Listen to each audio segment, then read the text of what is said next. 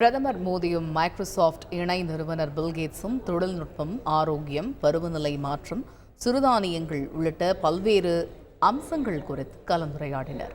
அப்பொழுது இந்தோனேஷியாவில் நடந்த G20 மாநாட்டின் பொழுது இந்தியாவில் தொழில் புரட்சியை எப்படி ஏற்படுத்தினீர்கள் என உலக நாடுகள் மிகவும் ஆர்வத்துடன் கேட்டறிந்ததாக தெரிவித்த பிரதமர், இந்தியாவில் தொழில்நுட்பத்தை நாங்கள் ஜனநாயகப்படுத்தியுள்ளோம் என்பதை அவர்களுக்கு புரிய வைத்ததாக குறிப்பிட்டார்.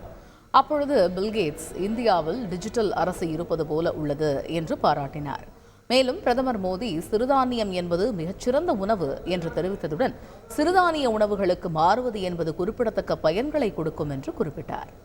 மைக்ரோசாஃப்ட் இணை நிறுவனரான பில்கேட்ஸும் பிரதமர் மோடியும் AI தொழில்நுட்பம் குறித்து கலந்துரையாடிய போது, காசி தமிழ்ச்சங்கமம் நிகழ்ச்சியில் தான் ஹிந்தியில் பேசிய அதே சமயத்தில் AI தொழில்நுட்பத்தால் தமிழில் மொழிபெயர்க்கப்பட்டது குறித்து பிரதமர் மோடி ஆச்சரியம் தெரிவித்தார்.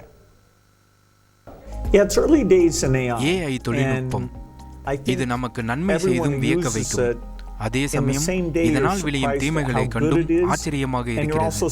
நாம் கடினம் என நினைப்பதை எளிதாக முடித்துவிடும். ஆனால் எளிது என நினைக்கும் விஷயங்களை AI தொழில்நுட்பத்தால் ஒரு சில சமயம் செய்ய முடியாது. நீங்க சொன்னது மாதிரி AI தொழில்நுட்பம் ரொம்ப முக்கியமானது. சமீபத்துல காசில நடந்த தமிழ்ச்சங்கமம் நிகழ்ச்சியில கலந்துகிட்டேன். என்னால தமிழ்ல பேச முடியாதுங்கிறதால ஹிந்தியில பேசினேன். ஆனா AI தொழில்நுட்பத்தால நான் ஹிந்தியில பேசின அதே சமயத்துல தமிழ்ல மொழிபெயர்க்கப்பட்டுச்சு. அதனால அங்க இருந்த தமிழ் மக்களால நான் பேசினதை தெளிவா புரிஞ்சுக்க முடிஞ்சது. இந்தியா போன்ற மிகப்பெரிய ஜனநாயக நாட்டுல டீப் ஃபேக் தொழில்நுட்பத்தை தவறா பயன்படுத்தினா, உதாரணத்துக்கே சொல்றேன், என்னோட குரலை கூட அவங்க தவறா பயன்படுத்தலாம்.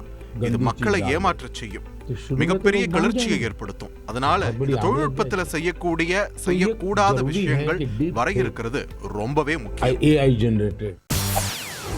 செய்திகளை உடனுக்குடன் தெரிந்து கொள்ள உடனே சப்ஸ்கிரைப் பண்ணுங்க.